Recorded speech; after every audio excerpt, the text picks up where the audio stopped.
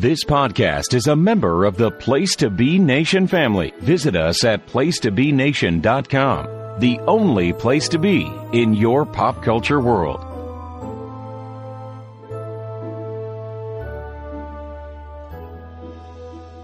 Place to Be Nation, welcome back to another wonderful, fantastical, magical.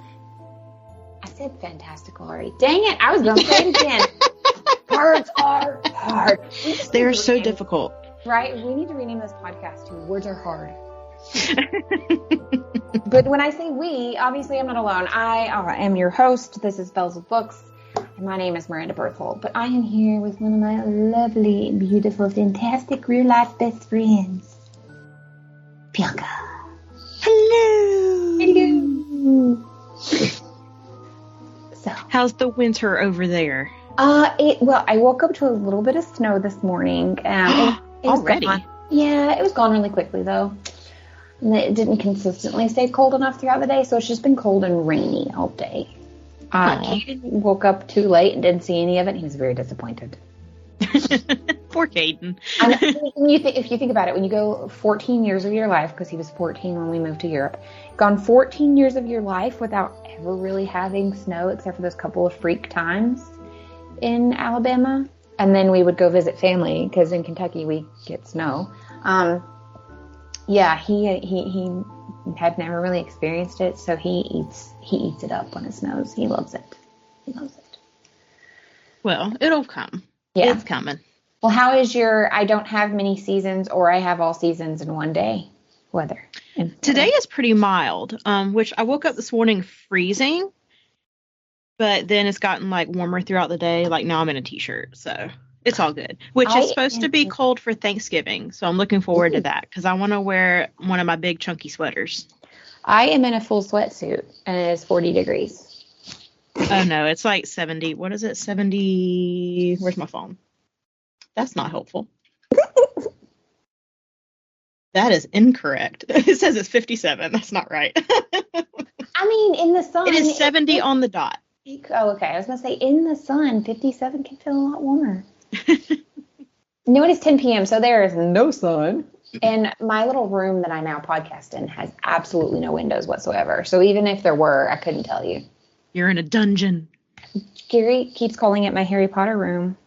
Are you under the stairs? I'm not under the stairs, but it's just it's supposed to be a closet. So closets aren't a thing in Europe. Not really. You buy wardrobes. They don't build closets per se. But this one is supposed to be a storage room / closet kind of thing. But it is actually big enough. I have room. I can move my whole little chair in a circle. My desk fits in here perfectly. I just ordered, because everyone will love this, because if you listen to this podcast, you're a book person. I was about to say girly, but we have men that listen to us too, so you're a book person. I just bought shelves to line the wall behind where I sit. We keep talking about possibly doing the thing where we actually video record these, but behind me I am gonna put bookshelves. So it's big enough, but yeah, it's a closet. So Jerry's go to your closet, Harry. Yeah. So. Well, we do have some book news and social media updates to share with our listeners. Unfortunately, they're not all happy. Caveat there, just caveat. Most of them are happy, though. Most of them, yes. Which we have a little sheet where we try to stay on track for everybody so we don't go on 50 million tangents. Let's start with the sad one, and then we can end on a happy note. How about that? Yeah, so you found out before I did, because I was getting very distracted, but Leigh Bardugo, I always feel like I'm saying her name wrong, but I think that's correct. Until she comes out like Jodi Picoult did and tells us we're saying it wrong, that's where I'm going with Leigh Bardugo. She came out this week, and I saw a post, and it was very long, and I was like, ooh, I need to read that, but I'm looking for something specific right now. And I went back to it, and I shared it, and you were like, yeah, I saw that. So the news is, and I won't go into politics of the SAG-AFTRA strike that we've been on, but this news is a side effect of that, which is extremely unfortunate and I think dumb. But it's the financial side effect too. Netflix has decided to cancel Shadow and Bone as well as the spinoffs, which the spinoffs were going to be Six of Crows. It was just a whole Grisha-verse. If I remember, it was 3 shows total, wasn't it, B? I think so. I'm pretty sure it was. At this time frame, there will be no more Shadow and Bone, so we will not have a season 3, and there will not be any spinoffs either. Which is just ridiculous because the spinoffs are literally written. They are sitting there. They are done. It has to do... It's so dumb. So this happened with another show, and I didn't know how to, articulate this the other day when you were like, but why? So it happened with another show, and I really don't think I'm still going to be able to articulate it. But have you watched Peripheral from Amazon? No. To me, it's a very Brad show. I think Brad might like it. But Jerry and I started watching it. I think it's phenomenal, but it is also based off a book series. And we watched the show, all of season 1. It has the Chloe Grace Moretz. Is that how you say her name? Yeah. She is phenomenal. Jerry was like, I want to read these books. And he's a reader too. So he was like, oh my God, I want to read these books. I think they're probably going to be fantastic. But we fell in love with this show. We finished all of season 1, which is only 8 episodes long, only to discover that also because of SAG-AFTRA strike, that Amazon decided, yeah, it's got great numbers, but we don't have time for this. And the way it was explained to me for that show in the article that I was reading is essentially what happens is, what were we on strike for, 3 months, 2 months? Well, one strike, I think it was the writer's strike first. One started and then the other one added to it. And so it kind of lasted 5 months. Yeah, it's been lasting for a long time. And so these companies, Amazon, Netflix, and so forth, had to sit down and have meetings and say, okay, well, we have X amount of money allocated to this project, whether it was an active one or a new one. In this case, we're talking about Shadow and Bone. So Netflix had X amount of money, spoken for, allocated for that. Because of the strike, they couldn't move forward with that, but they have all this money tied up or being hemorrhaged as well, because you're like, I don't know, it was like you're still having to put money into. So they made the decision well, you know what? We don't have time for that anymore. We have to move on. We're pulling the money from that to do this other thing, because strike or whatever, doesn't matter if it's finished, finalized, we can move forward without it. Because there are some things that they can move forward without. There are some people in the acting world that were not part of that at all. Yeah. I don't think a lot of your British everyday actors, and I don't mean Benedict Cumberbatch and Martin Freeman. I mean in their everyday shows. I don't think a lot of those people are SAG-AFTRA and they can work. No, because the British people have their own. They have their own. Yeah. So and they weren't striking. This was strictly an American thing. Right. It was. So these companies, Netflix, Amazon, canceling Shadow and Bone, Peripheral, I don't agree with it. I understand they are here to make money, but that decision was made as a repercussion of our American SAG-AFTRA being on strike, which is unfortunate. Bianca discovered something, though. There is a petition out there to bring back Shadow and Bone and move forward with the Grisha-verse. At least bring back Shadow and Bone. I guess if they give us, this is my opinion, if they at least said, okay, we'll bring back Shadow and Bone, we'll continue moving forward with that, but we're not going to continue the Grisha-verse, I would still be okay with that. But, and this position may not get off the ground. It may not bring enough leverage, but I think if enough people show Netflix that they really want this and they think this was a very dumb decision, whether it was a financial decision or not, maybe we can have that happen. Bianca posted it yesterday on our Instagram. And I'll post it throughout the week. Yeah. This episode should be posted on Friday. Yeah. Usually. So hopefully if you're following us on Instagram, you'll see it 1 or 2 times. Yeah. As of right now, it has 110,655 signatures, and it started, what's today's date? So it's been up for 3 days. Yeah, it's been up for 3. I signed it, and then I complained to Jerry about it, and he was like, "Well, you can sign it for me because you have to use an email address. You don't your name can be anonymous, but you put your name, you put your email, and you click like submit. But for it to count for your signature, your quote unquote signature to count, you'll have to go into your email and click like, yes, I did this.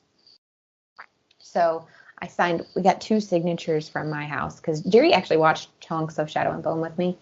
What was really funny is, I had read the books already, so obviously I knew it was going to happen. But he got it. Like we got into like episode 1. He goes, he's the bad guy, and I just looked at him. He's like, could you just not? Poor Ben Barnes. Could you not? Poor Ben Barnes. I know. But then somebody else texted me, and then they sent me a picture of Ben Barnes with the full beard and stuff, and then a picture of Jerry, and they're like, I now understand why you are into morally gray characters. And I was like, did I marry the morally gray villain? Because his favorite characters are like Joker and Deadpool, so I may have. Good job, Miranda. I know. Young Miranda would be very proud of herself. But so that's the bad news. But with bad news comes good news. And good news is that we are getting a Mexican Gothic adaptation, y'all. I haven't read this one yet.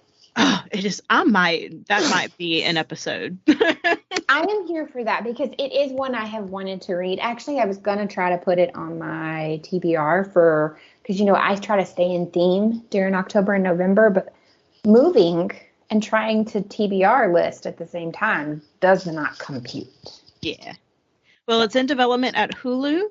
It is set to be produced by Kelly Ripa and Mark Consuelos. What have they done so far? Because they have done They did Riverdale. Oh, they did. That's right, which he acts on. He's on Riverdale, which the final season just dropped. So. But yeah. So I have high hopes for that. I think they will. I think they'll do it good. I think they'll do it justice. I know you really, really enjoyed it. It was a good, creepy read. Sabrina. Shout out, Sabrina. Hey, Sabrina. We were talking about it last night because it was one of her favorite reads was that last year? I think she read that last year. Yeah. And she read it super quick, and she was texting me the whole time, and I was like, he, I knew you would love it. I have Sabrina as one of my things to read for next year, which we usually will get into in a few months. But one of my things that I'm going to do is Sabrina gave me a better reading order for the entire Cassandra Clare. Oh, yeah, she loves the Cassandra. Because I've only read the first 2 of Mortal Instruments, and then somewhere I got lost in the sauce and forgot about it and decided. Well, there's 30 books now. I know. My husband read all of the Immortal Instruments books, and he read some of the Bane Chronicles, I think. But yeah, she gave me what she considers the better reading order. And I loved her Marcos she sent me where she was mapping out, you could do it this way, but you should do it this way. And here's why.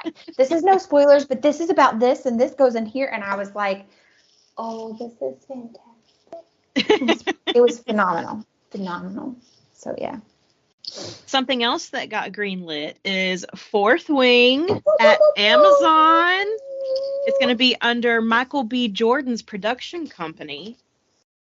Which I have to ask, do you think this is too early? Because you and I, right before we started recording, we looked up the publication date of Fourth Wing because it feels like it was forever ago. And it was not. It was actually just April that this book came out. Yep, April 2023. And then, of course, we just got book 2, Iron Flame, less a week ago? Well, just because something is in production does not mean we're getting it anytime soon. My favorite book, Red Queen, has now been in production for going on 5 years now. Mm-hmm. But we've actually talked about this before because we've talked about how just because your rights get purchased doesn't always. You and I saw that years ago with Colleen Hoover. Was it The Ugly Love? There's been a couple others though. Just because your rights are purchased and just because a director gets assigned to it and things like that doesn't mean it ever actually happens. I do think, though, with the hype around these two books, it's probably more likely that it will move forward than it won't. Yeah, especially if you have big names attached to them like Kelly Ripa, Mark Consuelos, Michael B. Jordan. Right. Like, I think when you get big names like that, they are going to move forward. To add to that, I think making it move forward, I was listening to a TikTok and reading a couple articles where there has not been like specific midnight releases, especially to this number and this capacity worldwide since Harry Potter. Yep. And the last one I remember going to was the last Twilight book, Breaking Dawn. That was the last midnight release I remember. I did go to. When did that come out? Now I have to know. Breaking Dawn publication date 2008. Yes. Okay. Yeah, I did go to that. I did go to the midnight release of that. But even that one, I used to go to the Harry Potter ones. When did the last Harry Potter come out? Now Harry Potter and the Deathly Hallows. I lived in Alabama, so it was. If I could type. That was 2007, so yeah. Yeah. But those were significantly, I mean, and now we have a good bit of listeners from because they're our friends and they love us. We have a good bit of listeners for the Wiregrass area of Alabama. And so you guys all know how small Ozark can be. Yeah. And that's where I went to the midnight for that final Harry Potter. And it was pretty, I mean, there were a lot of people at that Walmart. It was crazy. Everybody was in, a lot of people were in costume. The Twilight one was not like that.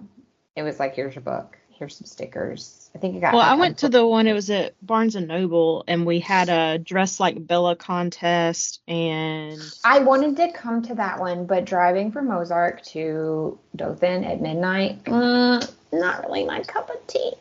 Yeah. Plus, if I remember correctly, if I remember at that time, Jerry worked third shift, and so I would have had a baby Caden. And I think I did pay one of the girls that used to babysit for us to come stay so I could go pick up the Twilight book. Yeah. So yeah, driving to Dothan at midnight, not fun. That road's not great. If you know, you know. Not great. 231. Ugh. My last bit of social media updates comes from TikTok. Her name is Maggie, but her handle is Maggie_Maeve. Okay. Maeve. Oh, I like her. Yeah, I've been following her for a while. She has a nice voice and cadence. I like her stuff.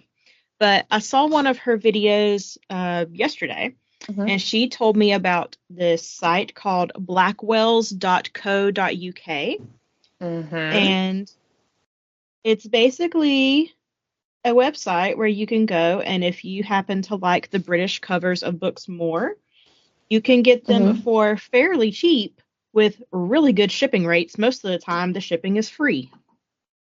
I've never checked our analytics, so I don't know. I kind of hope so. But because I live in Europe, if you're a European listener, hey, we usually get British, the UK covers. For some reason, British covers most of the time, I'd say 85% of the time, they are better than American covers, and I don't understand why. Because if you remember when Legends and Lattes came out, and it's a paperback, I paid 25 euros, not dollars, 25 euros, which I think is about, right now, it's a couple dollars more American, for a paperback, because I wanted that specific cover and size. It's one of the bigger, taller paperbacks. Yeah. Yeah, because I was yes, I paid. I think I Marcoed. I don't remember if it was on our book group, Marco, that we haven't used in a while, or if it was just to you and Susan. But yeah, I tend to gravitate to the UK covers, and I don't know why. And sometimes I've noticed occasionally the cover is just the cover, period, regardless of where it comes from. Yeah. But the website again is blackwells.co.uk. Oh, you know what's nice? I just pulled this website up and it says delivery included to Czech Republic. Nice. Nice. Because unfortunately, due to Brexit, a lot of times I have to pay extra fees when it arrives to me from England. Not the Brexit. Yeah, the daggum Brexit. And I will pop this website into our show notes as well. Yeah. So if you are like driving or whatever, and obviously you cannot get it down right now, check the show notes when you get to a safe place where you are parked with your car off. And then check out the website. I'll find something I'll decide something clever. I need more content for our social medias. So you should be able to find it there too. Soon-ish. Maybe I'll do an order. Maybe I'll do, which this kind of goes into the thing, or which one are you doing next? You doing directly here? You going directly down our list? Yes. Okay, well, you do that, and then I got an idea. Okay. I don't want to mess up our flow, you know? Well, it is award time, ladies and gentlemen. The Goodreads Choice Awards voting is now open for first round votes. Go and cast your votes as soon as possible. I did mine already. I did too. And I was actually proud of myself. I have read at least one book in every category except for, I think it was the biographies. Hold on. I almost have. So if it was a category that I had not read the book in, because I know some people are like, well, that you shouldn't vote. I meticulously went through and I looked at the author, the cover, the current reviews, and then made an educated decision in the area of if I had not read it. Yeah, the only one that I have not read one book in is the history and biography. So I was proud of myself this year. That means I branched out. You did branch out. I was like, look at me. I'm amazing. Not really, but well, still. Branching out is hard when you're a mood reader and you have comfort reads. It's very hard. Yes, it is. Well, this is selfish, but this is why I'm glad we also have this podcast, because I feel like, not that you force me to read anything, but you give me ideas to branch out. And some of the books that we choose for the podcast, I don't naturally gravitate towards. So it gives me an opportunity to get outside my comfort. Right. No, and I think that's it. I think that's important because, you can be reading partners, reading buddies, or whatever, because you and I kind of sort of became friends due to, it was not a book group, but we were in a group of people that lived specifically in our area. And it was I was friends with this chunk of people and you were friends with this chunk, and they crossed. And it's a very small group. There's less than 50 of us in this group. Yeah. And someone said, what if we had a book club for just the ones of us in the group that wanted to participate? And so we kind of did a offshoot. And again, there's 12 of us. And that is how Bianca and I became internet friends, only living 30 minutes from each other, but then becoming friends, because a lot of our book interest is very similar. It does cross a lot, but then you have interests that I don't read as much of, and then I have interests that you don't read as much of. So I think it's a nice balance. Yeah, sometimes I'll be scrolling Goodreads and I'll see something you're reading, and it'll be one of those cozy mystery things, and I'm like, hey, Miranda's back in her element. I am. Sometimes I just get in those grooves and those moods, and it just happens. But with that being said, talking about having reading partners and checking Goodreads for things, I came across a young lady. I don't remember her handle right now. I follow her regularly, but my TikTok is kind of flooded with recipes and book talk and things like that. And I sent it to Bianca because I thought this young lady brought up a very good point that I wanted us to have a quick discussion about, which you pretty much agree with me and her on this. But it's that reading is not a competition, and that she feels like it's kind of been turned into the next thing or the next read that comes out. We'll use Iron Flame, for example. You have to read it, and you have to read it right now. And, you have to have a Goodreads goal or a goal in general. You have to keep a book journal. You have to do these It's things. basically the next consumer good. Right, like how it's become with keeping up with the Joneses. And you don't. You don't. If you read 100 books a year, that is fantastic. And we had a deep conversation, I think, about this last year, where someone I know read like a couple hundred books, and it made me feel puny with I didn't hit triple digits last year. I was in the 90s, but it made me feel bad. And then this TikTok from this young lady reminded me that like I shouldn't feel bad.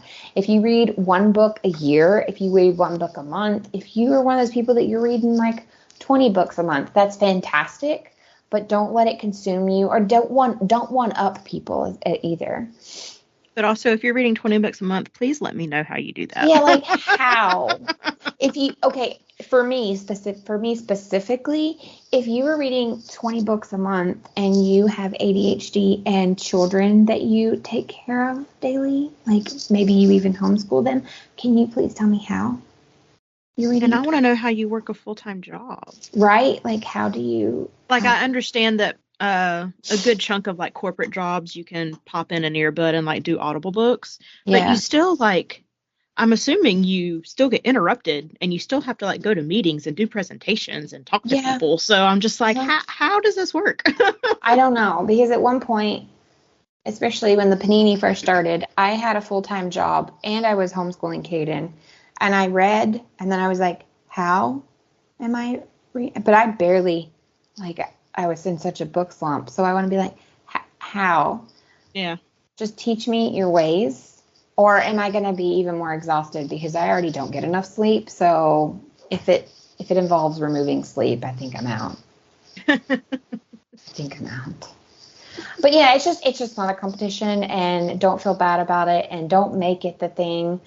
Of course, obviously, when we meet anyone and you're like, oh, are you a reader? And they're like, not really, but I kind of want to be. You want to like dump all your knowledge on them, right? Like you want them to love that thing. But I think you don't have to. Like, it doesn't have to be your thing.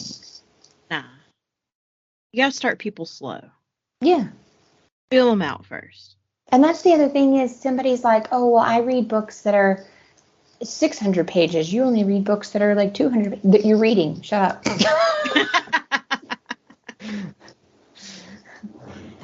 So that, I don't know. I just thought it was a nice little topic that I think is overlooked in the book talk world. Oh, I completely agree. Because I feel like the people that boast the most about how many books they read, they're the ones that get the most views. Mm-hmm. So that is a hard thing. Yeah. Stop comparing. Mm-hmm. Just enjoy what you're reading. We're not here to yuck your yum. Exactly. That's my phrase. You know I love that phrase. Don't yuck anybody's yum. Which, of course, now that I've liked, even though I already followed her, now that I liked that, I noticed today I'm getting a couple of videos about people that are slow readers. And I got one girl that was, she said something about like, you're still a book talker, even if you only post one or two reviews a month. And I felt that hard because, as I kind of briefly mentioned earlier, like I haven't posted anything on our social medias. We are growing though. I was pretty proud. Like we're organically growing. Yeah. I was pretty proud, but at the same time, I'm pulling it up now.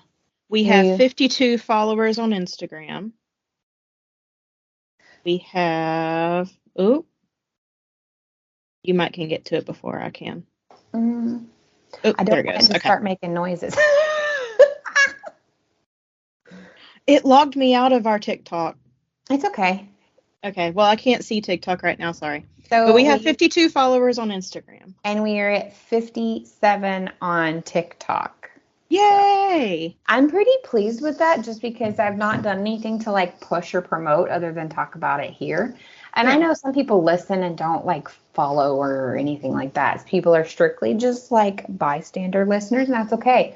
But I was pretty pleased. But that TikTok validated to me because you do look at some of these book talkers that they have like 10,000, whatever, a million followers. And it does make you, as I guess we're kind of book talkers in a way. We're more podcast people promoting our podcast on TikTok, but it does make you kind of go, but we're valid too, dang it.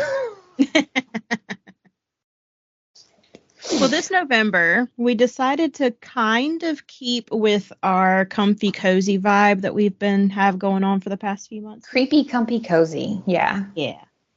So we decided that we would do Mother-Daughter Murder Night. Which you chose. I was excited for your pick. Because we do take turns, guys. Sometimes we both want to read something and we say, let's do this together. Or sometimes you pick, sometimes I pick. And this, if I'm not mistaken, is a Reese book club. Yes. Which we've talked about numerous times. This was her September book club pick. Okay. So new then. Yes. Okay. Do you want to give the synopsis for the book? Yeah, I can.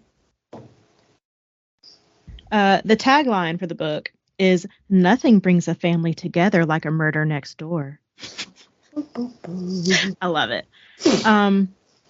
High-powered businesswoman Lana Rubicon has a lot to be proud of.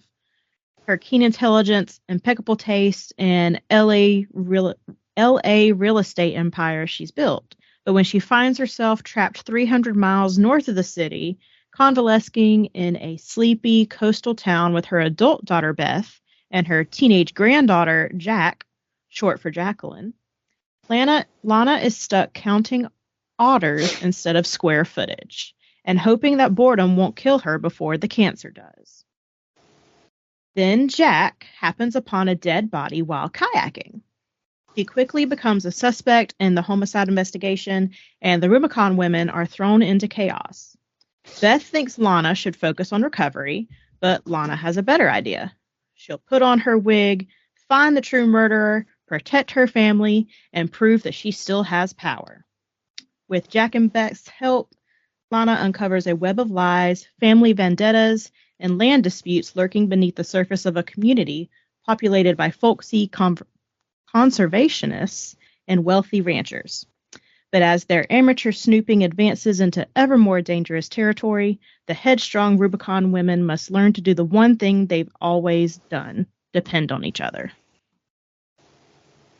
So, we'll do spoiler free real quick. How many stars did you give it? I gave it 3. Okay. It was okay. It wasn't terrible. It wasn't great. It was just straight line, middle of the line, 3 stars. I remember you started it before me, and you were like, "Hey," and I even asked you, like, do you want to go forward? And you're like, "No, let's do this." I ended up giving it 4 stars. Oh, I wish okay. there was a 3.5. I really hate that there's not a half-star option on Goodreads specifically. I'm sure there are on other platforms. I'm a little stuck in my ways, unfortunately. Yeah, I use Literal. They do let you do halves over there. Yeah, I started trying to use the separate one, and my problem is that, like, I'm so used to this one, and this is where all my friends are, and this is where, like, everything is, that I keep not going back to the others. Because I had one that was, like, Bookgraph. Is it Bookgraph? I've heard of Storygraph. I don't know about Bookgraph. Yes, I used Storygraph, and then I didn't like the layout and stuff. I'm sorry. I don't want to give Bezos more of my time, but it keeps happening. So I gave it 4. I think 3.5 or 3.75 would have been more accurate for me. There was just a lot of lulls. There would be really good plot. Stuff would be happening, and then there'd just be like a lull. And that's just kind of how the book moved. I don't necessarily feel like it was lulls. I feel like it was maybe information regarding, like, topics, but that we didn't really need, if that makes sense. Yeah, that's fair. So you want to get into spoiling it? Yeah, we can. Okay. So Mother-Daughter Murder Night, regardless of the title, is kind of not what you would think It kept being described as a heartwarming and suspenseful story. And don't get me wrong, there's some suspenseful moments, and you do end up getting like that murder mystery thing that you want. Somebody called it the Gilmore Girls with a murder twist. I will buy that, because Lana is for sure, just like Lorelai's mother. Emily. Yeah. Lana and Emily, they would probably not like each other, but they would probably be like besties at the same time. They'd be frenemies, right? Yeah. I loved Lana, but I also thought these three women did not understand each other at all. Like, no. There was a lot of huge misunderstanding. There was a lot of those like hallmark, like miscommunication. Oh my God, this seems to be a trope with us on this podcast for the last 2 years. Just we constantly get angered because characters don't have conversations with each other. If they would just communicate just a little bit better with each other. Yeah. I will say I'd be interested in reading other works from Nina Simon, but not sure that this one was technically a murder. I don't know. I guess because you and I read thriller, right? We read thriller and suspense. It's one of our genres we kind of really both love. I thought this was going to be that. I thought this was going to be like The Lies I Tell, or The Last Thing He Told Me, or I could Girl on a Train. I thought it was going to be like that. I can understand cataloging this as mystery. I don't understand in cataloging it as thriller. It was just a straight mystery. It was a whodunit. That's what it was. I kind of felt like it was more, and in most of your mystery whodunits, that is the main plot line with other little things going on. And I felt that was the reverse of this one. I felt like this book was more of generations coming back together, like having to rebuild relationships. And the story was actually, to me, revolved around the 3 generations of them and their like family issues. And then the whodunit was just kind of what was also happening at the same time, is what brought their family issues and brought them together, so to speak. I could see that. Like there's really only 2 quote thriller moments for me. Mm-hmm. And it was when, which I already said this in the synopsis, when Jack found the dead body. Yeah. That whole sequence, that could be considered thriller. I thought the description for that, like how she felt the body, what it looked like, how it made her feel, like didn't one person like walk away and vomit, I think? Like in the book, a character walks away and vomits. And I thought that at that point, because it happens, if I remember, it's within the first few chapters that this happens. Yes, that was chapter, hold on, let me go to my notes. That was chapter 5. Okay, so, and I thought to myself, okay, this is where it starts. Like, this is where it's going to, and it really didn't. I will ask, because you usually do a pretty good breakdown of chapters, so I'm going to let you start that. But first, let me ask you, did you, as you were reading the book, every time they were like, because they kept repeating themselves, like all the characters being like, I don't know who. And I was like, and I just kept, like, pretty early on from meeting the character that is responsible for the death. And I was like, did you, like, the whole rest of the book, I was like, oh my God, it's because it's like, did you feel that way? Or were you like, oh my God, really? Neither one. Really? Like, I had it narrowed down to the person that did it or the sister. I didn't know which one would actually do it, though. She was sus, I'll give you that. But at the same time, it just got to a point where I was talking about those lulls. Yeah. It just got to a point where I was just ready to be done with the book. So I was just like, let's get to it. So I kind of just checked out, like, I still read it, but I wasn't like invested in it. So I wasn't actively thinking, okay, this person could do it. This person could do it. I don't know. It was the very first, maybe not the very first time they introduced him, but it was that date I think it was the very first date, which is pretty quickly after his character being introduced. I was like, he did it. Case closed. Take it home. Well, we'll start doing a little bit of breakdown for you guys. Yeah. Right. Do that breakdown, and I'll interject like as you bring up things, and we can kind of discuss like per chapters like we normally do. But, yeah. You know. This book started super weird. I'm gonna say that. Yeah. It opens with Beth and Jack burying a dead seal. And the way it's described, you're thinking to yourself, oh my God, it is mother-daughter murder night. They've just killed somebody. Yeah. And then they're like, oh no, it's a dead seal. We're starting from page 1, let's go. No. But that was just also like, now that I've finished the book, it just seems really out of character for Beth to be doing that. I don't see her actively burying a huge, because seals are not small. No, they're not. They are huge animals. I could see Jack, because of her personality and the type of kid that she was, that she would want to give it a proper burial or do whatever. Beth was just doing it by herself, and then Jack bebops up is like, hey Mom, what you doing? Right. And it just seemed strange. And I don't know if it was trying to make you think that maybe as we got further into the book, maybe she could have been the killer. I don't know. It was a weird way to start a book, guys. Makes no sense now. Now that you finished it makes no sense. Don't know. So that was just the prologue, and then the for real chapter 1. We find out Lana, who is Beth's mother, she's the grandmother. She has brain cancer. Lana and Beth, the daughter, they have always had a tenuous relationship. They're quite estranged at this point. Yeah. This is where I think the Gilmore Girls thing comes in, because Lana and Beth's relationship is very much like Emily and Lorelai in the first couple of seasons of Gilmore Girls, where there's not a lot of contact. They live in their own separate universes. It's not a great mother-daughter relationship. Beth is a nurse, and she has quite a few connections in the medical community. So she is working to get Lana the best medical care possible.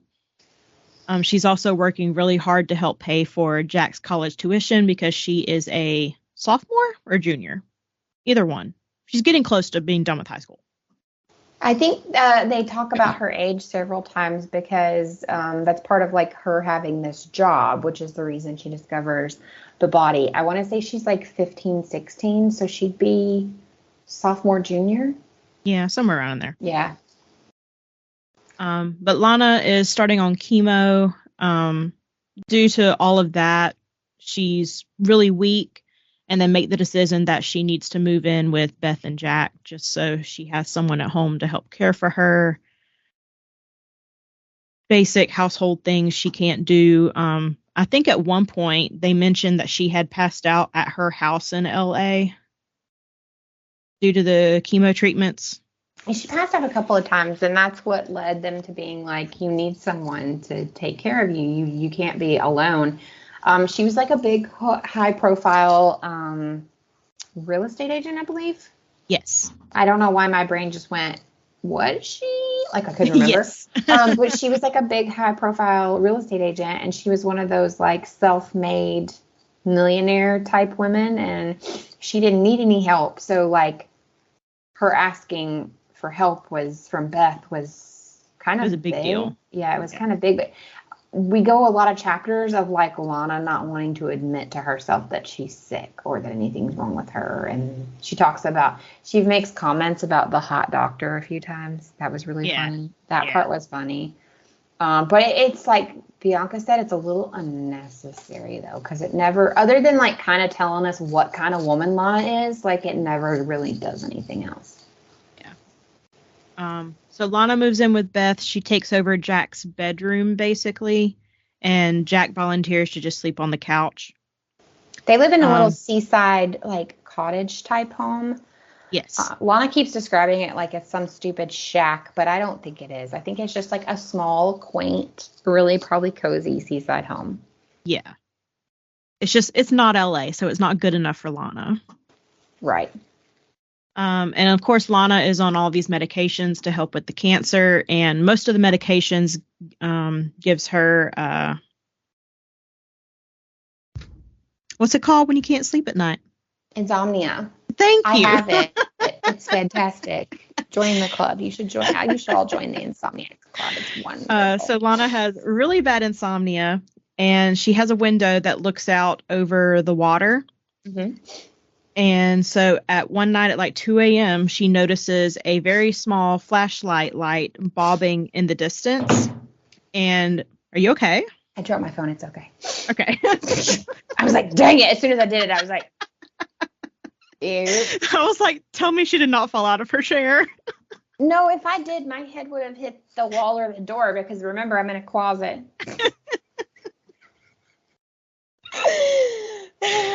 Okay. So Lana grabs her binoculars and she sees this like outline of a person pushing a wheelbarrow. And Listen, she just I really love that this old woman is like, I can't sleep. Binoculars. She honestly, it's a tie between her and Jack for my favorite character. Not gonna lie. Oh, I love Jack. Jack is my favorite. I love Jack, but Lana, she's something else. She's so funny. The next chapter, we're introduced to Jack. She works at the marina. She is secretly, because she has not told her plans to her mother or grandmother at this time, she is saving for a sailboat instead of a car. She's like Moana. She's definitely like Moana. There's several Moana references. The water calls to her. She's also a very petite girl, and everyone that works the marina calls her tiny. But she's also kind of like a chihuahua in that she tells all the men that she works with, like, what to do, who needs to do what. Like, she's their boss. It's like they're not going to admit it, but they let her. She's the boss. Well, it's like she takes the job seriously because the outdoors do mean so much to her. And like she enjoys it. She took the job because it's something she loves. Yeah. At the marina, they do kayak tours. And this particular, it's a Saturday night. She takes out a group of very rowdy men for a bachelor party. Let's see. Jack goes back to the house to find movers. Lana had hired people to basically redecorate the house without telling Beth and Jack what all was going to go on. Yeah, she bought Jack a new bed, and she's like, well, it's the least, or she bought, I don't remember if it was a bed or a couch, and she's like, well, if you're going to make her sleep on the couch, it's the least I can do if I kick her out of her room. Like, it was very, like, Emily. It was just very Emily. No, but she was also kind of, like, taking over the house. She was, like, redecorating things. And Beth was like, no, you're not touching that. Times. You're not getting rid of that. Yeah, it comes up 3 times where Beth is like, this is my home. Yeah. So Lana just kind of steamrolls over everybody. And that's continually reinforced throughout the book, too. Which later, it comes to benefit, though. It does. Yeah, that's true.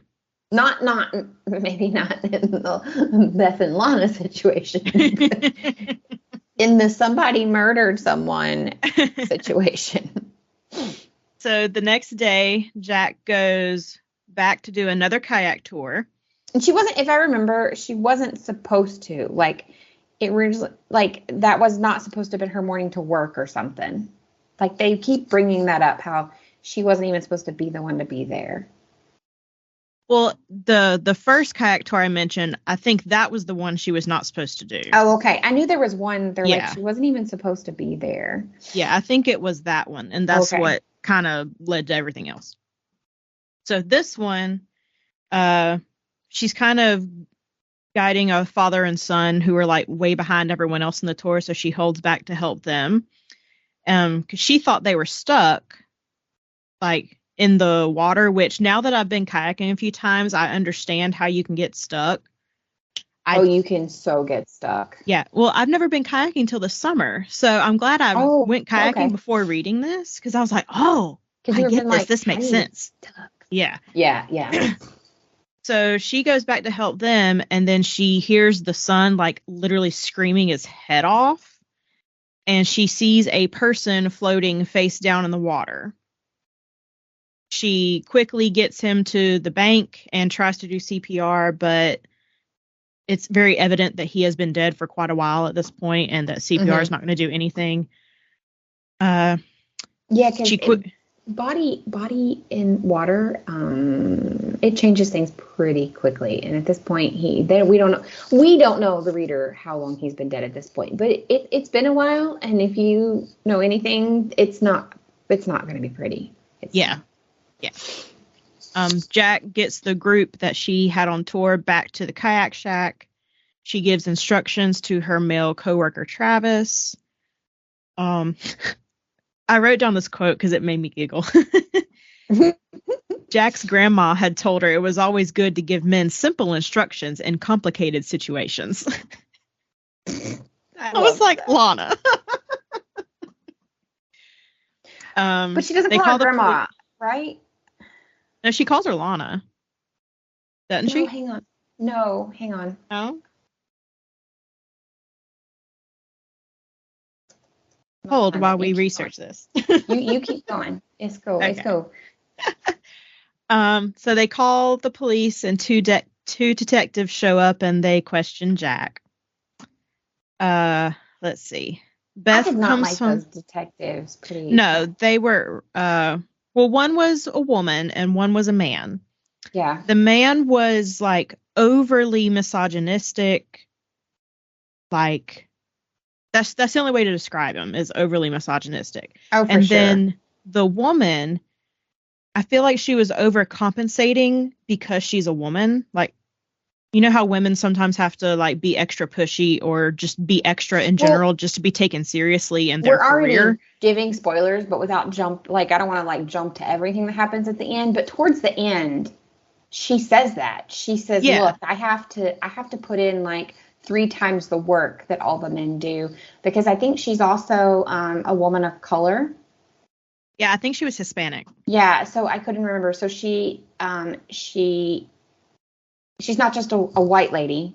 Like Bianca said, I believe she's Hispanic based off of what they said about her.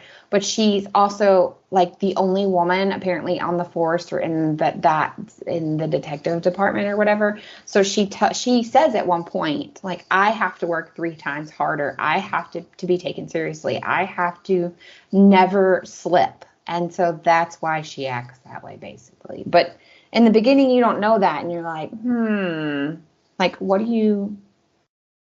your beef here, lady? And also, no, and now I remember, I wish I'd written this down. I laughed through the whole book because she doesn't call her Lana. I thought I was confusing this with another book. She calls her Prima. As in prima donna. Yeah. Yeah, so she doesn't call her grandma or Lana, she calls her Prima. Yeah. Which I was thinking prima ballerina, which is also the same thing as saying prima donna, but yeah. So those 2 detectives, they show up to the shack and they question Jack. It's not, at that point, it's not an intense questioning. Mm-mm. Jack is more it's like, hey, you found the body, tell us how you found it, tell me what's going on, like. And they kind of start to belittle her a little bit just because of her age. So I feel like she kind of has to speak more forcefully for her to be taken seriously on what happened. Agree. I think that happens a lot in this book with the females of this whole book. Beth, Lana, Jack, the detective. And even the sister that we'll get to in a little bit. I feel like all of them have to like, and maybe the author has dealt with that in her life, and so she wanted to put it into the book, but I felt like every woman in this book had to like work a little bit harder, project a little bit more. Like, yeah. But then Jack goes home and she tells Beth and Lana what all had happened, and the detectives show up at the house, and that's when the questioning of Jack becomes more serious, and you can tell that they're suspecting Jack of being involved, not necessarily murdering, but just being involved. Which I thought, time out was like, what? This 15-year-old girl just, for what reason? What reason would she have murdered this man? Like, well, because they also accuse her of being drunk and negligent with the tour that they took out, that she took out on Saturday with the bachelors. That's why she got brought up as she wasn't even supposed to be there kind of thing. Yeah. Because the detectives don't distinctly say it. This is kind of figured out by Lana and Jack and Beth after the detectives leave. We find out that the man that was murdered was supposed to be on Jack's tour with that bachelor party, and he'd never showed up. So that's why they're starting to take Jack more seriously in this investigation. Let's see. The detectives don't really believe her. No, they get pretty rude. Yeah. Lana tries to speak up to say that she saw someone with a wheelbarrow early Saturday morning, but they kind of don't really take that into consideration because, one, this is a grandmother. Granted, she's not supposed to be super old because she had Beth young and Beth had Jack really as a teenager. So Lana's not super old, but she's very frail from all of the chemo. You can tell that she's just not mentally all there right now. Right. So they don't take her concerns very seriously. They basically read it off as a ramblings of like a sick, medicated woman. Yeah. After the detectives leave, Jack and Lana sit down to watch TV, and they're watching the news. And the news flashes up a picture of the victim, and his name was Ricardo. And Jack is like, "Oh, I remember him. I saw him. Wait, I do know him. Yeah. He was collecting water samples a few weeks ago." And that's when Lana is like, "We're hiring a lawyer. We're not doing this. We're going to go hire somebody." Yeah, because now if they come back and they say like, "Well, had you ever seen him before?" Like now she has to be like, "Well, actually, now that I've seen his picture, I absolutely have seen him before." And then that gets dicey. Which, for those of you that are saying, what do you mean now that she's seen him? She found a dead body that had been in water for a long time. Submerged in water. Again, let me remind you, without being graphic, it's not pretty. Like, stuff happens to the body. Like, they were unrecognizable. Yeah, it's So once she was able to see a proper picture of him from when he was alive, she was like, "Oh, I recognize him now." Let's see. Beth. So Beth kind of has her own little side story throughout this book. And I think that's what kind of threw me off, is that there wasn't, like, I guess it is one cohesive story now that you know the ending, but it felt very choppy. I feel like it could have been executed a little bit better. So every now and then we get a chapter from Beth's point of view, and most of Beth's stuff is her dealing with work. Just, you get the sense that work is her life.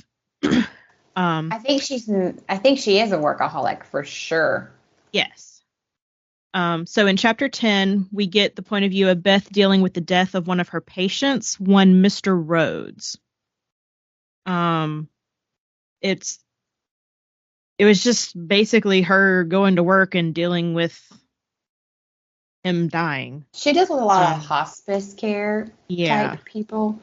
So there were parts of this book that was like, because I calculated prima Lana would have been in 50-ish. And they were describing like what the pills, like what the medication did to her body. My dad, when he passed from cancer, was also just a few days shy of 50. So I was like, I don't like this. Yeah, understandable. Yeah. But she deals mainly with hospice people, which I think shows us the kind of person she is, but also, I don't know, it was like a lot of talk about her being a nurse and what she does at work, and I was like, it doesn't, other than her being able to advocate for Lana, I didn't understand why they went into such detail of like what she does. Yeah. Unless it was just showing like the compassionate person that she was on top of being a nurse. Yeah. While we get all of that from Beth, Lana basically decides to become her own detective, and I just imagine her, you know that meme with the cork board and the man with the alien stuff? Mm-hmm. That's Lana. Absolutely. The man with the alien hair. Which I love him, but yeah. So Lana tries to call the detectives, but they never really talk to her or call her back. The owner of the kayak shack, his name is Paul. Hi, Paul. How you doing? He calls at 10:30 in the morning asking for Jack, and Lana's like, she's at school. And Paul's like, oh, yeah. Like, you kind of get the feel that he's a very free-spirited type of person. I got long-haired Matthew Lillard when he was in, like, the Scooby-Doo movies. Yes. That is Paul. He is not all the way there. He enjoys things recreationally. Which is okay. He's here for a good time, not a long time. Yeah, he is. And he's not even here necessarily to run his business. No, Jack runs that business. Yes, he does. But I think that gets said where they're like, really, you let like a 15-year-old girl run your business? I think Lana says that. She's like, yeah. Really? But as they're talking on the phone, Lana's talking to him, and she convinces Paul to come pick her up so they can have a little chat. So Paul comes and picks her up in his truck. It was a very awkward truck ride.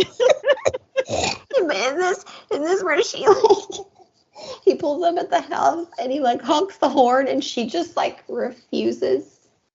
Yeah, she makes him come to the door like it's a date. Well, wasn't it the what? Well, who is it she meets the first? Is it Paul she also meets randomly in the restaurant? And he's like, well, how will I know it's you? And she's like, you'll know. Yeah. Lana, she puts on her best wig. Yeah, she is not playing. She's like, get out of the truck, say hello, open the door. So Paul takes her to the marina for lunch. Like Miranda said, she is fully decked out in full Lana mode. She's got heels, a skirt, her best wig on. Like she going to show a house in LA. Yes. Like she is ready. They start to discuss aspects of what's going on because, of course, the detectives have contacted Paul and they want to know basically why wasn't he there, stuff like that. I forget how it comes about, but Paul says he doesn't like the naturalists, which is what Ricardo was doing on is it pronounced slow or slough? So I did the audiobook and they kept saying the slow. Okay. Which from what is described, I would imagine it's basically just Florida swamp. Kinda. It's like murky, muddy water with weeds in it. And like, I picture Florida.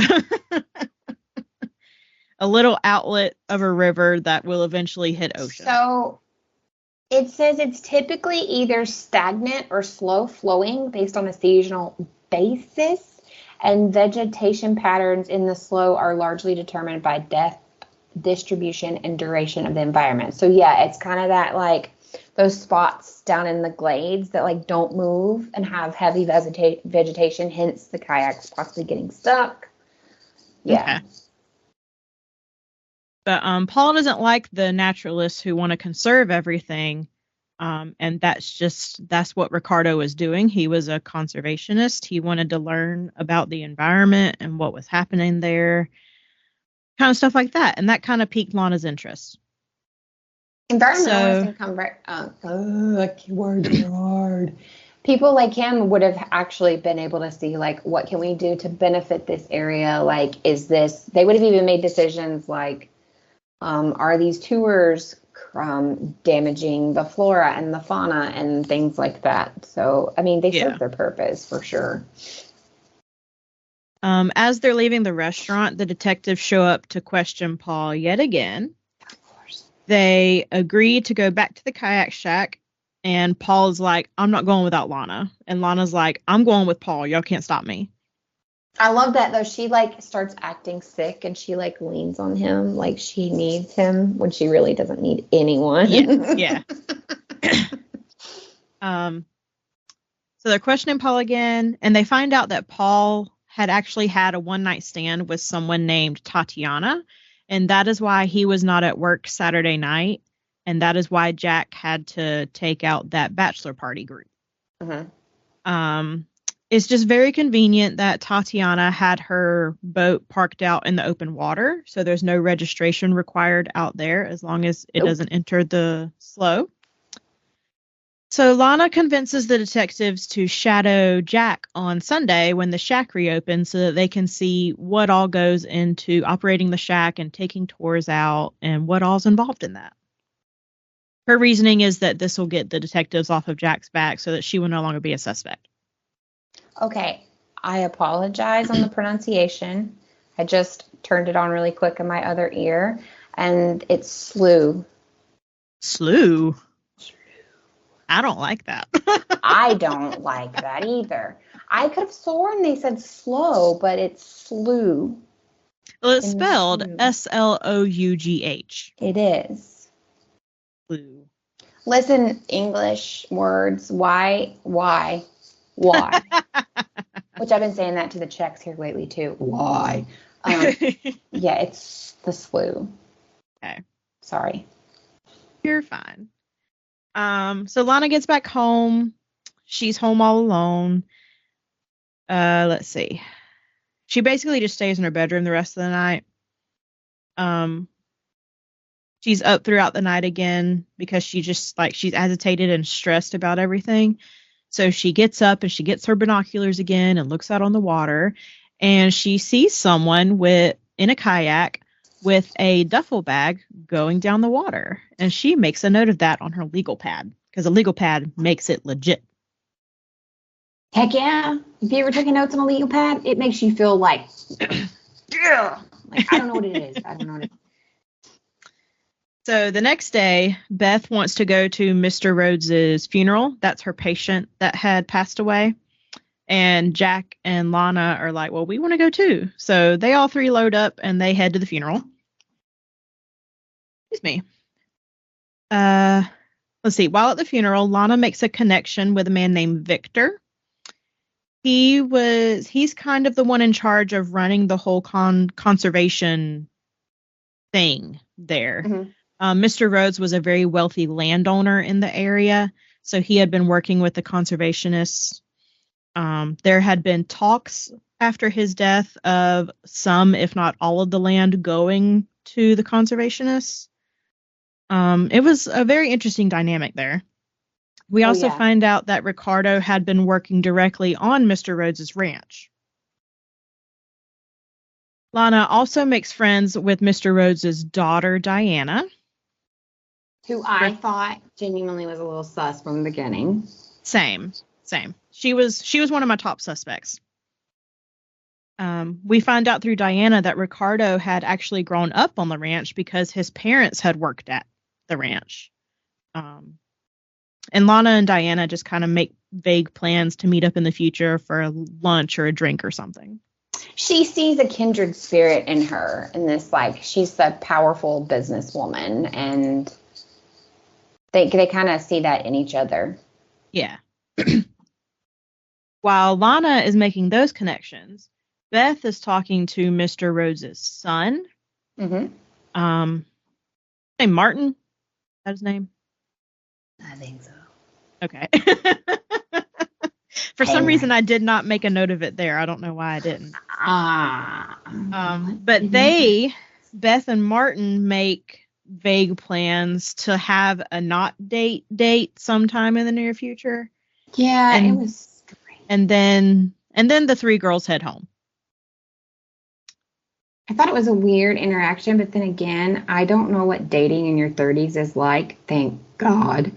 Yeah, so maybe that's normal. I have no idea. Thank you. Let's see.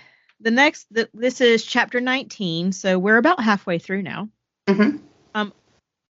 Jack heads to the marina, and she takes the tour with the detective so that they can see what's going on.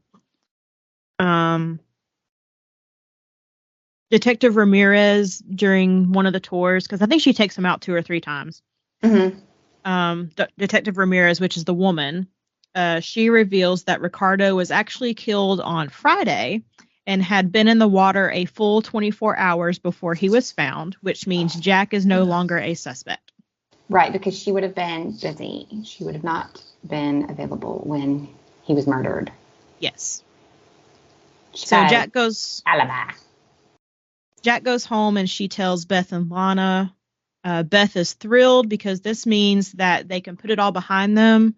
Beth assumes that everything's in the clear, that their life can go back to normal. And Lana is like, wait, there's a murder.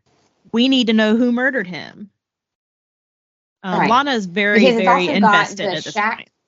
Well, and if I remember at one point, they stopped kind of doing tours, and then Beth doesn't want Jack going to work because, like, hey, first you were being accused, now you know, Prima's right, and there's this murderer on the loose, so, like, they kind of get gung-ho about settling this, because, I mean, again, she's wanting to buy this boat, and hasn't told anybody, and if she doesn't have a job, she can't buy the boat. Yes. There was also, in each kayak, there's like a first aid kit, and it comes with various first aid items along with a flashlight. That stupid flashlight. There were 6 kits, but there was only 5 lights, and Paul claims that he had just lost one and never replaced it. So Lana and Diana make plans to meet up. Lana kind of pesters Beth about meeting up with Martin. If you literally just picture Emily and Lorelai having a little spat, that's what this is. Pretty much. Yeah. So Beth and Martin, they go to an Arepa food truck in the marina. Oh, wait, no, that's the one that was closed. Just kidding. Where'd they end up going? Because they end up taking his Maserati. And Beth is like, ooh, this car's nice. She asks, like, can I drive? I don't know. One time they go to, like, a really nice place or something, don't they? Yeah. Okay, so this date, this is where they go to the hole in wall and get burritos. I don't know. I thought these dates were horrible. Yeah, they were not great dates. Like, from either side. I'm not judging either of them. They were just horrible dates. Oh, I am judging one of them. No, I am. So let's see. Martin, on one of these dates, Martin opens up about his relationship with his father. Beth is telling Martin about the murder that happened. And somehow, during all of that, it comes up that Paul was actually leasing some land from Mr. Rhodes for a, quote, strawberry farm that nobody believed was actually a strawberry farm, if you get my drift. No, what was funny is, so a few people are like, well, I've never actually seen any strawberries, but I don't know what he's doing over there. And I'm like, nobody went and looked? No, nobody. All of you are like, oh, well, I don't know what he's doing, but nobody went and looked? Well, and Beth comes away from this date and was like, there is no way Martin murdered Ricardo. Like, Martin. Oh, yeah, that's why she ends up going on the one. Lana convinces her, like, yeah. No, you need to go. We need to find out more information. I'm going to go meet with his sister. Like, we got to do this. Like, come on. But Beth is like, Martin is like a sweet guy. He's just here to deal with his family issues. Like, he's not a murderer. I don't think at this point.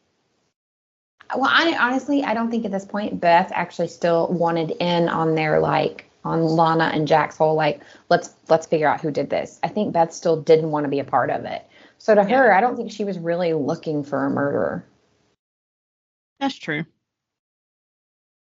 Are we spoiling? Like, can I go ahead and say it? Well, see, I was going to ask, I was going to say let's get close to the end, but not reveal those last few chapters. Okay. We can leave them on a cliffhanger. That way, if you guys actually want to read it, you can go and read it. Okay. So the next day, Lana leaves to meet Diana the next morning, and they're going to meet at like this fancy horse riding facility that you can tell is only for the really wealthy people. And Diana tells Lana, no, I wouldn't be there either. But Diana tells Lana that she has plans to turn her father's ranch into a wellness spa, basically.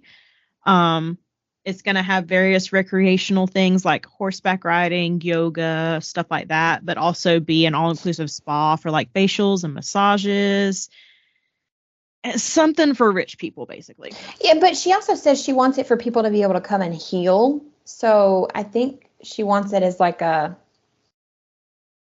Yeah, it's for rich people, but the way it was described, it was almost like people like Lana, for example, they need somewhere. They need to like go try to get better, I guess, is what I was kind of gathering. So yeah, it was like healing, mental healing, I guess, is what I'm trying to say. So I was here for it. I was like, ooh, I want that. I want that. But Diana says that if she can't get Martin to agree to that, Martin's her brother, then the ranch will fall to Victor and the conservation research. So they either have to agree on what to do, or the conservationists will come in and take everything. So after that, Lana leaves there and goes to meet Victor at his office office building. Victor is like basically singing Ricardo's praises. He's so sad that Ricardo is gone. And Victor hands Lana this binder full of Ricardo's projects that he'd been working on. While Lana is inspecting this binder, the fire alarm starts to go off in the building.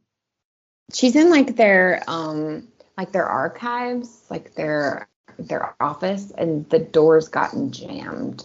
Yes. The fire alarm starts to go off. She tries every single exit point, but it seems like she is just locked in. I like how it specifically says designer stilettos. She uses her designer stilettos to break a window, and she basically hoists herself out, and she kind of just like collapses at the foot of a firefighter. The firemen had just shown up. I truly think a lot of this, once you get towards the end of the book, you realize, like, I think her panic, like the time frame that she thought it was not actually the length of time in which it was. Yeah. I think this whole panic set in. Well, and Lana wakes up in the hospital. Beth and Jack are there. Victor had sent some flowers asking for forgiveness and the chance to fix things. He did not mean for Lana to get locked in that room. He feels guilty. She blames him. Yeah. Well, because she's like, someone locked me in that room. There's no way it's just jammed. Well, yeah, when she escapes, before they send her to the hospital, when she escapes, because she passes out, I think, at that point, too. But, like, he comes and he's like, Lana, and she's like, basically, I don't think she actually, like, verbatim says this or anything, but she's like, it was you! Like, she thinks he locked her in there because she came to ask questions. Yes. The detectives come and question Lana after she's released from the hospital. This is in relation to the fire, not the murder. But it's the same detectives. Yeah. It's a really small town, so the two detectives they kind of work every case that comes up. Yeah, my dad was one of them. It was fantastic. They led on that they think it was arson. They also tell Lana that it was not Ricardo who made the booking that Friday night for the kayak tour, because he was already dead when the booking was made. Which I don't understand why they would have told her that, because then, like, immediately a few paragraphs later, they're like, and we don't expect you to be a part of this investigation. Like, but out. Yeah, they basically tell her, like, keep your nose out of it. Like, this doesn't have anything to do with you. You know, we cleared your granddaughter. Like, why are you snooping? Like, but they still tell her. They give her information. Yeah. Yeah. I'm skipping over some stuff that wasn't really relevant. Like, it's relevant for their relationship stuff, but not for the actual plot of the book. There's a lot of things happening in the background, like Beth and Lana coming to terms with each other. They have some flashbacks to, like, when Beth told Lana she was pregnant with Jack. And like it kind of gives you an understanding of, like, why they were estranged, what has gone through. But then they also kind of give you some flashbacks on, like, why Lana behaved that way. and why Lana ended up becoming the self-made person she did after her husband passed. Because he was in an accident. I think something so. happened to him. Yeah. So it was just, and something happened when like Beth was young. So it gives you like a clear understanding of each other, where honestly, if they had just like talked to the other one or not like blown a gasket when this one told them this kind of thing. Just very Hallmark, like, well, a little hardcore, more hardcore than Hallmark, but it's that quintessential trope of like, if you had just sat down and discussed this a little bit better. Yeah. Let's see. The next morning, the school calls home and says that Jack never showed up for school, which is not something Jack ever does. She doesn't cut school or anything. They go on this really, like, they take all day and they finally find her. But to me, that whole plot line could have been erased because nothing really came from it. Like, Jack didn't discover anything the whole time she was gone. She had been out on the water and her kayak had gotten stuck in the mud, and like they find her just covered in mud, and she's like, "I'm so sorry, I didn't mean for this to happen." And she's Stuff like, that. maybe I followed this guy just to see if he knew anything. He didn't see me. I don't know who he was. But like, it just felt very filler, and nothing at all came from any of that. Let's see. No, they ended up putting together what Martin really has been doing. Oh, did they? Is that when they figured that out? Yeah. Mm-hmm. Well, you say that because I don't remember that. Lana figured it out because Jack does find something. I think Jack picks up something, or the detectives do. Either way, that's how Lana ends up coming to the conclusion at the very end, after we figured out, because there's like another little thing when they figure something out, and she goes to Martin and she's like, I know what you're doing, and this is how I know, blah, blah, blah. Oh. Okay. Yeah. I don't remember that at all. I'm sorry. But it's not, well, no, it clearly was not like hugely significant, but it does add to her being like, no, I know what's going on here. Okay. Well, Lana goes and talks to Diana again. They basically talk about Diana's past and growing up with Ricardo and stuff like that. And then Lana's having these inner thoughts of, would Victor be capable of murder if he knew of the connections between Ricardo and Mr. Rhodes? Was Ricardo working behind Mr. Rhodes's back? Like, she's just kind of questioning everything and how it's all related. Mm-hmm. Jack has a career fair at school, and she runs into Detective Ramirez. She's the female detective. They talk and they agree to meet at the marina in 20 minutes because the school's basically over at that point. The detectives have a search warrant to search the kayak shack, and they want Jack to say if anything is missing or out of place. Because if I'm not mistaken, Martin cannot be found at this point. Like, no one, he's like stopped answering anyone. Like, well, not Martin, the guy, Paul, excuse me. Yes. When Lana confronts Paul. So I said the wrong name a few seconds ago as well. Paul, the guy that owns the shack. Yeah. When Lana confronts Paul later is something from when you were like, I don't remember that. And Paul is who I was talking about. Like, that's why they want Jack to like show them like, is anything missing? Because I think this is at the point in the book where Paul is still being kind of like thought of as a suspect, or is a suspect, and he is not responding to anyone. Like, no one knows what's going on with him. He hasn't shown up to work at the shack in a few days. His phone is either off or he's just not answering. No one knows where he is. If I'm not mistaken, he also like kind of lives at the shack. Like, that's his house and his business. So he's just completely not there. I think he's a van life dude. Yeah. So they have a search warrant to search the kayak shack. They want Jack to say if anything is missing or out of place. They do find a bike hidden in a pile of life vests that Jack is certain she has seen before. She saw it the morning that she discovered Ricardo, and it was tied up there just in the marina.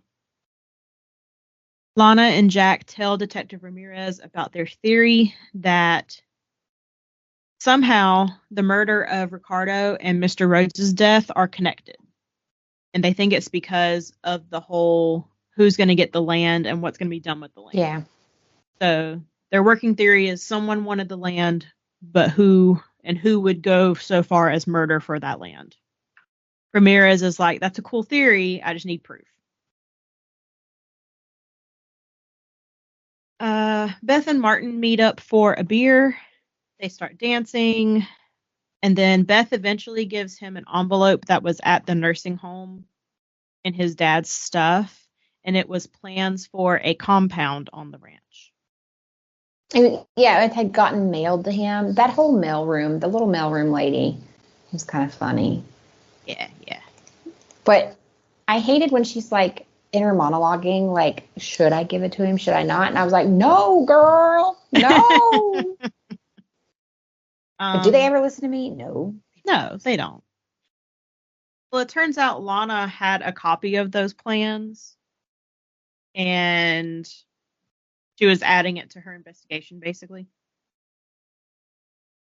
Lana takes Beth some lunch at work the next day, and she asks if Mr. Rhodes had any visitors over the last few weeks. And it turns out that there had been a consistent rotation between Diana, Ricardo, and Victor. Not Martin, just Diana, Victor, and Ricardo. Yeah, because Martin does something in this. He works in like San Francisco or something. He's like an IT. He's part of the IT boom guys. Like, yeah, if I remember correctly, like it's computer stuff. Yeah. And then Lana goes and talks to Gabby, who is Victor's secretary. Gabby says that Ricardo biked absolutely everywhere. He was a huge bicyclist. And she thinks that he had a, quote, special someone because he always came in late on Thursdays. And he would also leave a different direction to go to his house on Wednesdays. Lana has a theory that Ricardo and Diana were secretly seeing each other. And now Lana has two suspects, Victor and Diana. Victor, who loved Ricardo as a son, and Diana, who loved Ricardo as a lover. Those are her theories, working theories. Her theories in her mind cracked me up, though. Once again, Lana and Jack are watching the news later that night, and they see a picture of Ricardo on his bike. And Jack is like, wait, that's the bike at the shack that they discovered under the life vests. So we now know that it was Ricardo's bike that had been abandoned at the marina. The detectives tell Lana and Jack that they will be arresting Paul for Ricardo's murder. They 100% think it was Paul. They found a button on the land for his strawberry farm that belonged to Ricardo's jacket that he was wearing. So that's their evidence for taking Paul in. But at this point, Paul is still missing. No one knows where Paul is. Lana talks to Victor, and Victor was fully aware of Ricardo and Diana's relationship. However, he instructs Lana to talk to Diana about her, in quotes, Duke, whatever that means. Lana has no idea what Victor means by Duke.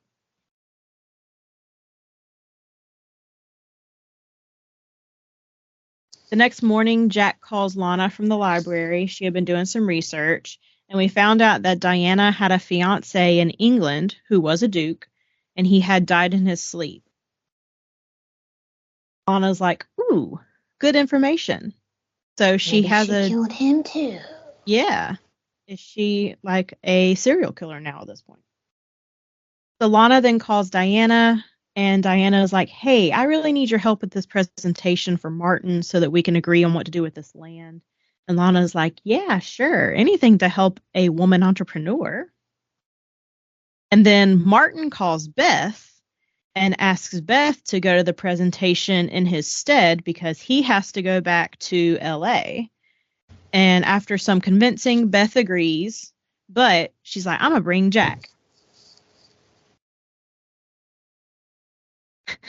So this next part, it gives me the giggles. Okay. So Lana figures out that Scotty, who is the owner of the restaurant at the marina, was in a business with Paul together. Mm-hmm. It's a quote business because it's the pot business. And that was what they had planted on that land, not strawberries. It was the reefer. But once Ricardo had shown up dead, Paul was like, crap, there's going to be police crawling around here. I got to move the plants. Get them all out of here. So he has literally it's been what, a week at this point? Oh, he's been like missing for like a week. He has spent the last week digging up all of these plants and creating this like makeshift greenhouse in the back of a storage room and repotting them to keep them growing. And Lana walks in and he's literally just like cuddling these plants. Well, she shows up to the restaurant, which they've been to this restaurant a few times. So Scott is a character that we've been introduced already. And she shows up and she starts talking to Scott and he's like, we're closed. And she's like, yeah, whatever. Like, I know what you're doing. And he has like all this armful of like grow lamps and stuff. And she's like, just take me to Paul right now. Like, I know what you're doing. like, and so she gets downstairs and I love when Paul like flips out on Scott and he's like, she made me. She already knew. I couldn't. Oh. It's like Lana's like ability to like get people to tell them. He's like, she made me. Like, I love that part so much. But I think I'm gonna end it there because after this, you kind of like the next couple of chapters, it goes by super fast. Like the plot like really comes to a head and stuff happens. And you find out who actually was doing what. So if you're comfortable with it, I'm comfortable stopping there. I'm okay with that. I will just say, if you choose to read this book, I need to know at what point you were like, it's this person. Because I was screaming at my book multiple times. Yeah, I gave it a solid 3. I might give it 3.5, like Miranda said. It was not a 4-star for me all the way. I enjoyed it. I don't think I would read it again. I would recommend it to the right person. Like if I knew a person's taste in books and I felt like it was a good recommendation for them, I would probably recommend it. But I don't think I'm reading it again. And if for some reason she was like, book 2, I'd be like, I will say I hate the title for this book, though. It does not make sense. There is one thing that happens in the book where they talk about how they used to, on a certain night a week, Beth and Jack would sit down and watch, I think, mystery movies specifically, or murder mystery. I don't remember. Yeah, something like that. But that was like their night, and they called it like murder movie night or something like that. Movie murder night. I don't know. Right? I don't remember. But like Miranda said, it's only mentioned like the one time. It's like one time, and they bring it up, and then Lana's like, well, I want to be part of that too. And then like they never talk about it again. And I'm like, you got the title of this book from this one scene that honestly is kind of like you could have not put it in there.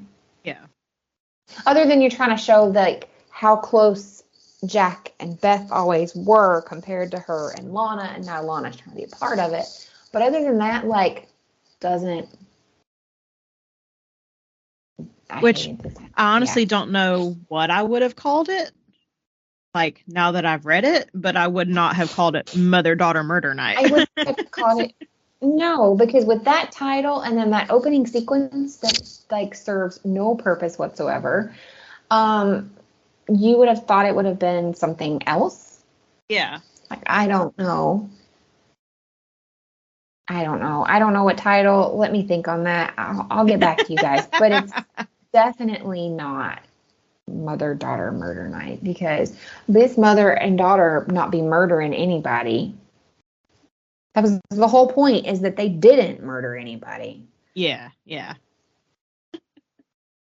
So go read it, guys. Like we said, we'll recommend it to the right person. So if you want, it's a good whodunit. It goes over family dynamics. It does. It's not a thriller. Don't go into it thinking it's a thriller. Because I thought it was. I don't know why I thought it was, but I thought it was. Well, because on Goodreads it lists it as mystery thriller. That's the third genre tag. It's suspense, yes. Heartwarming, yes. I just. I'm sorry, Nina Simon. You're probably a great author. I mean, you put words in a book and sold them. I haven't done that, so there's that. I do understand why she wrote about mothers and daughters. Apparently, as her and her mother both enjoy reading mysteries.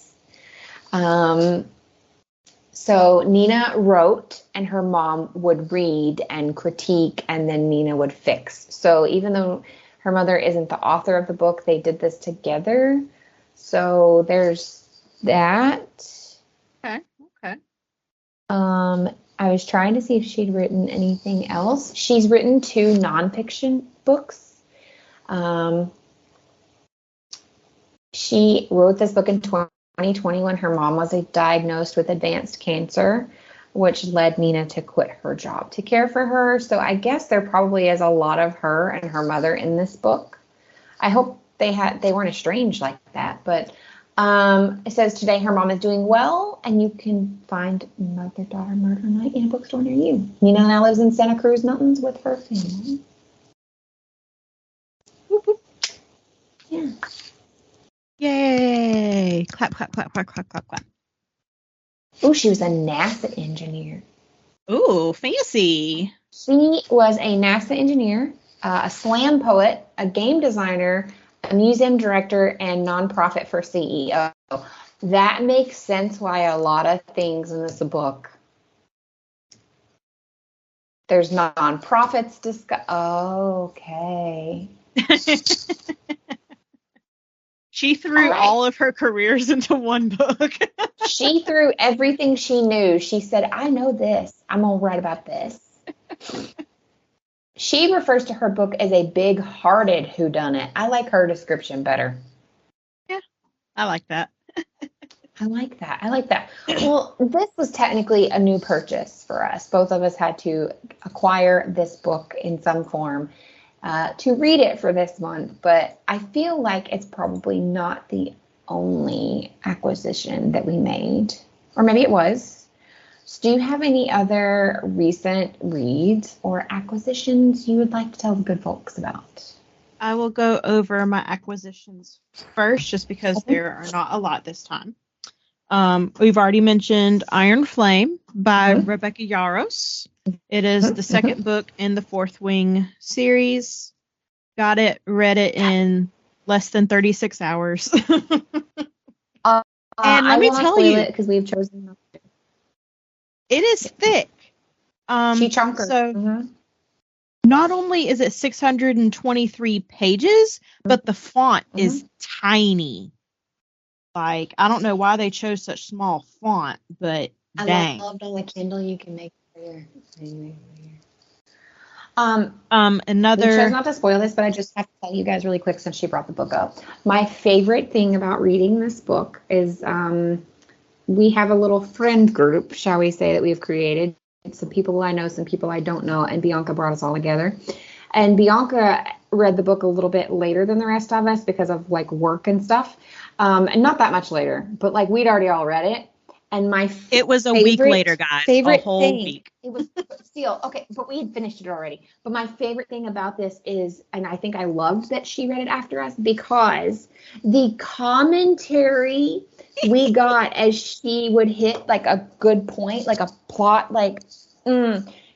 was just like chef's kiss, the best thing in the world.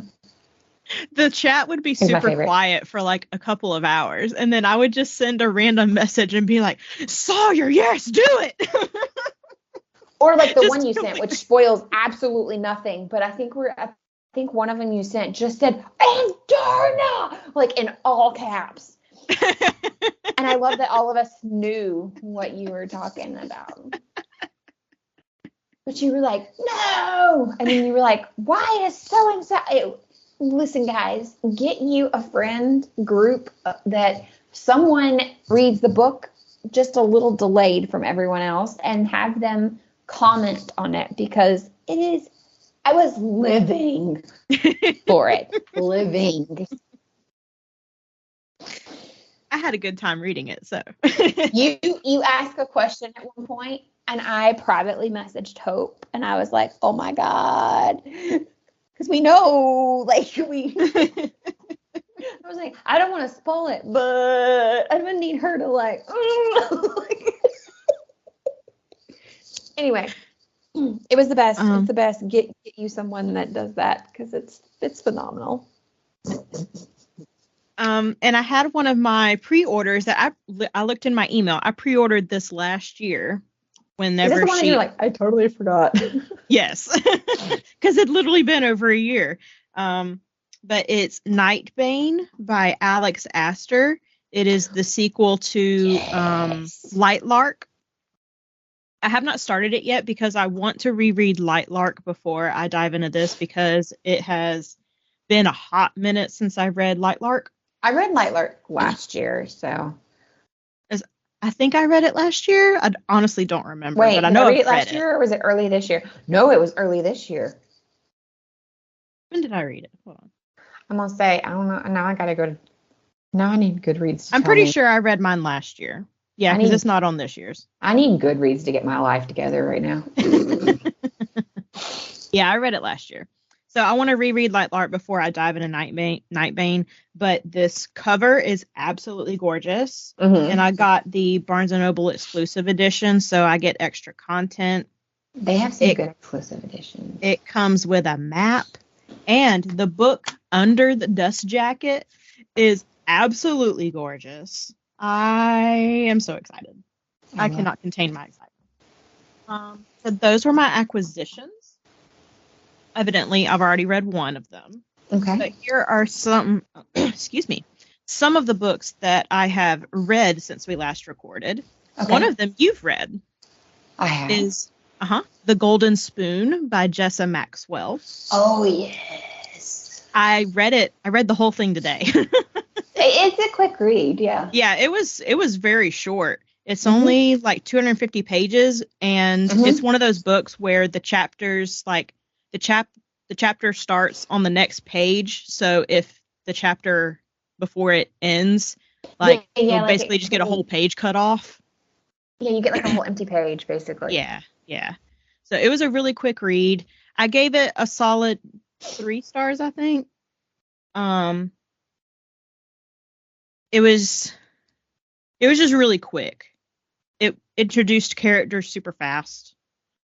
I could have. It does. For once, I wanted more details. I did not get the details that I needed. But it's another whodunit. But it's set to like a baking show, so that part was pretty cool. Great British Bake Off meets whodunit. It was pretty good. It was really good. I think I gave it 5 stars. Another one I read is Flowerheart by Catherine Bakewell. Oh, I read this one. I didn't care for it too much. It had a good story, and I don't know how to explain it beyond while I was reading it. All I could picture was it being a really good like cartoon or anime or something like that. Okay. Like a keys delivery service or something? Or Yeah, kind of, Castle, sort of. or... Yeah. Okay. But it kept repeating itself a lot. Like the main girl, she has the same trepidations throughout the whole book. There was no real like development there. But the cover is gorgeous. If y'all look up the cover of this book, it is phenomenal, and that's what made me pick it up. That's what drove me to it when I first found it. I don't remember when, but I saw the cover because it was also like, it was recommended to me because when I was reading the House Witch books by Delamock, it was like, you would like this, and I was like, that is gorgeous. It is very pretty.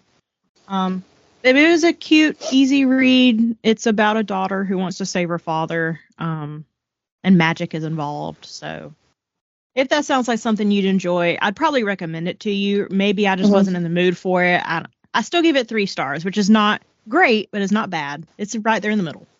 It definitely sounds like a book that I would be interested in. The last one I will mention is House of Hollow by Krystal Sutherland. What did I rate this one? I think I gave it 4 stars. Yes, I gave it 4 stars. This is a teenage horror book. It is. I will say this straight up. It is not for everybody. There is body horror in here. There are quite a few curse words. Stuff like that's not normally in YA stuff. That's why I want to bring it up. But the story is really unique. It's about 3 sisters who, when they were really little, they were walking. It takes place in London. They are walking down the street with their parents.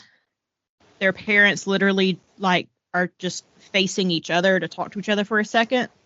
And the next second, their daughters have literally disappeared. No one's around them. They weren't kidnapped. They have literally just disappeared. They show up a month later in the same exact spot where they disappeared from. They're naked, but they're not harmed, and their eyes are different. They also have changelings.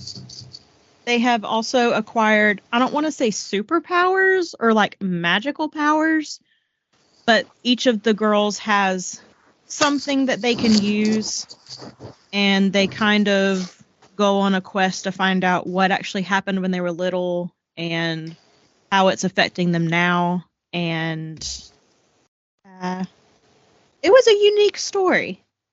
I would be interested to read something else from this author just to see if their other books are just as strange. Because it is definitely a strange and unique story. If you read this, Miranda, you will cry. Just a heads up. You said that about a book that I have like 3 chapters left in today, and I didn't cry yet. What book was it? Songbirds. No, I said Brittany would cry. Oh, when you said you would cry, I assumed you meant me too, because you know I usually cry at everything. I had this. No, I knew you wouldn't cry at that. No. No, Brittany will. I don't know what that says about me, but I cry at everything else. I don't cry at books very often. I really don't. I did cry at one of mine on my list, though. It's okay. Well, what are some of your recent reads and acquisitions? So I actually put this book on our TikTok when it came in because I had been waiting forever. This was The Unfortunate Side Effects of Heartbreak and Magic by Breanne Randall. If you remember, she's the lady that basically did all of her marketing herself, and it blew up before it was even out. So she kind of did a Rebecca Yarros, but hers was different. She just marketed that well herself. It's coined as for fans of practical magic and Gilmore Girls. It is Gilmore Girls. It is practical magic. It is so many things. And I loved this book so much that I actually sat down and took the time to write a letter to this author in regards to what this book meant to me. Aww. There were so many times in this book where I felt like she was talking to me about me.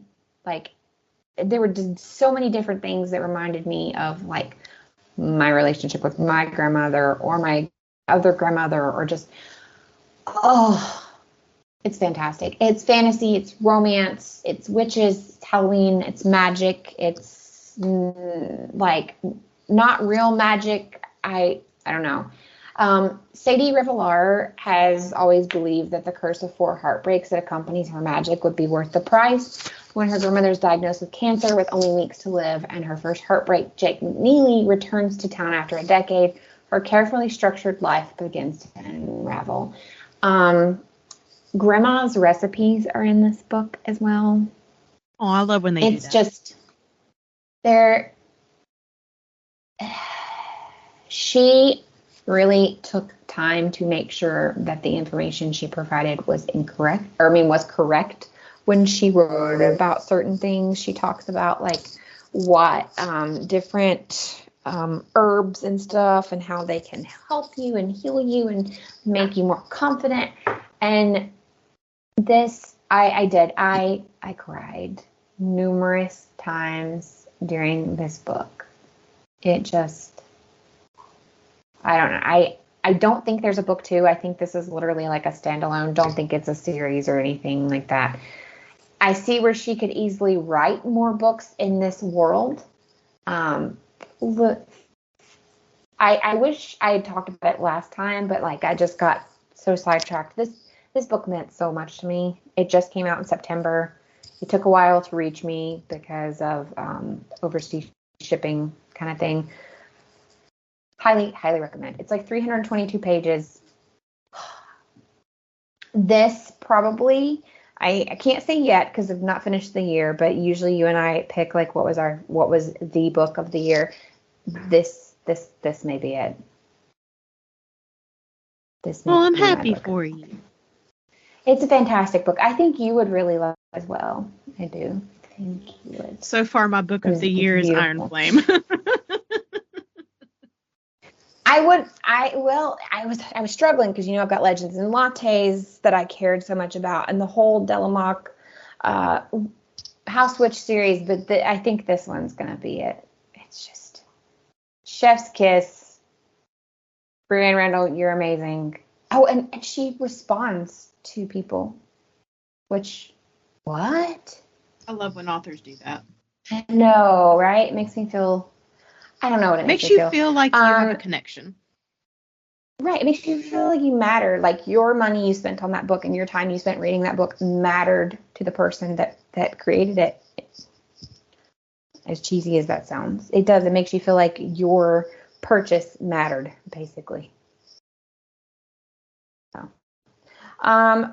the next book I acquired, didn't purchase. It's through an app. It's like a fanfic app.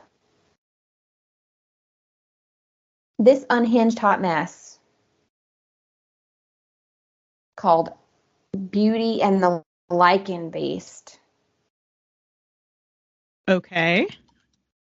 I swear to God, I think an AI wrote this, and not very well. I'm sorry, Jessica Molly, if you're a real person and not AI, and you put a lot of Yeah, 2 stars. How do you... I can't find it. Beauty and the Lycan Beast. Is it on Goodreads? I read it. Go look at my books I've read this year. How you spell Lycan? Lycan, like wolf, like werewolf. Like, ow! That's why I couldn't find it. Like a lichen. Oh, I remember. I remember seeing it now. Okay. This unhinged hot mess was a waste of 459 pages of my life. Oh, that's a lot of pages. That's a lot of pages. Concept. Okay, I'm here for it. It is a paranormal romance. Follows the story of Sierra, a woman who has been chosen as the mate of the feared Lycan beast William. At first, she's very afraid of him. But, like, listen, we all know I will read some questionable stuff, right? So I knew going into this that, like, she was going to be mated to him pretty quickly, and, like, there was going to be a whole thing, and there's going to be, like, Bianca no about chicka wow wows. Like, I know what I'm getting into. This piece of, I've never called a book garbage. Oh my God, Miranda, don't.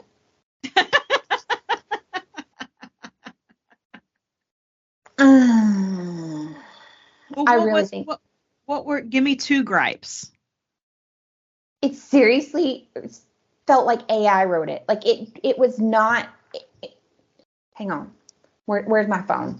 It's on an app. You have to read it. It's called Kiss. That should have been my first. It's like a fanfic app, which, okay, fine, because that happens. But let me pull this up here. It doesn't make sense. It, like, never. Well, like, I'm looking at a couple of the other reviews on it on Goodreads. Mm-hmm. One person says the chapters repeat. The time skips make no sense. Yeah. What seems like months is only a couple of days. Yeah. The entire book is just throwing one bad thing after the other at the main female character. All the women are villains. It was really confusing and depressing. It was. It just. It's like. If you're looking for a book that will make you feel angry, happy, and sad, this book is for you. Pretty much. So this is. I'm trying to get back. I want to go all the way back to, like, I should have known something. So here's the first thing: is every chapter is like Sierra POV. I hate that. I don't know why I hate that, but I hate that. Why couldn't she just say Sierra? I don't know. It literally says Sierra POV. I'm like, okay. Sounds like they need to learn editing. Again, yeah, I think AI could have maybe done a better job. But it was like, in quotations, right? So we know it's her POV. So I don't need what she's saying in quotes, right? I could not believe what had just happened. Am I dreaming? Was it all this true? I thought to myself, overwhelmed by the events of the day. Okay, why I know what you're thinking to yourself, and you're talking to yourself, and it's your POV. So why is it anyway? As I sat on my bed, I gazed out the window at the full moon. Its silver light spilled into my room, casting long shadows on the walls. I could smell the scent of freshly cut grass wafting in from the garden, a reminder of the world outside.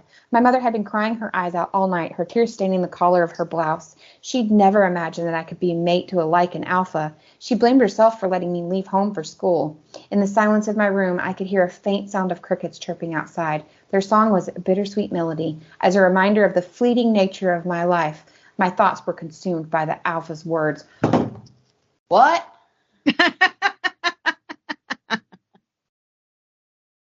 And then it goes, in quotations, I will be coming in 3 days' time, so be ready, mate. Who the fuck? Miranda. I leave that bad word out, but. And I finished this crap. What happened to this being the year that I would DNF a book real quick? No, you went almost 500 pages. What is wrong with me? And this was published this year. Jessica Molly on Goodreads. And that's, like, her only work. And I know there's big controversy right now as to, like, the plethora of AI writing books, or books that have been written by AI, rather. So I do wonder. It has an average rating of 2.75. So at least no money was spent on this. Well, do you have another one you can tell us about that you feel better about? Yes, I do. I read the newest Jeneva Rose. Oh, which one was that one?